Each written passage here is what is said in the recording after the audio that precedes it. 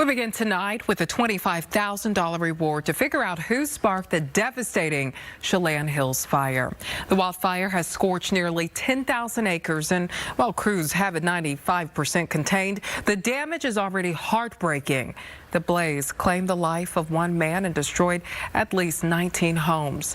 Among the losses, a beloved local landmark, the Hobbit Inn, a unique Airbnb that brought the magic of the Shire from the Lord of the Rings to Washington State.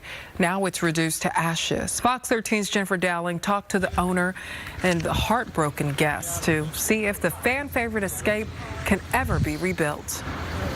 It's booked almost every day of the year. Christy Wolf built her popular Airbnb called the Hobbit Inn almost 10 years ago with the Lord of the Rings and the Shire in mind. I was obsessed with Hobbit holes, the actual home. She says when the Chelan Hills Fire started near Highway 97, it sped towards the inn like one of the fast-moving wraiths in the Lord of the Rings movie. I was tracking it just on the wildfire map, and that evening it had kind of taken over the area where the Hobbit hole was. She hoped that because it was built into the mountain and cloaked in protective dirt, it might be spared, but the fire was too strong. Maybe it could have handled a little fire, but nothing to this magnitude. Really sad about what happened. Previous guests like Melika Eski of Mukilteo say the details from the circular green door to the picket fence made it special. It looks straight up out of like Hobbiton. The remote location also added to the wonder. And it's just stars as far as the eyes can see. And it was just absolutely beautiful. Wolf even provided curious guests with a hidden ring. I actually still have mine. Engraved in Elvish. There were rings for each guest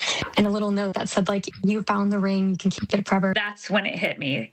Seeing everybody's responses and weddings and engagements and birthdays and just them sharing all those special things like that made it a lot tougher.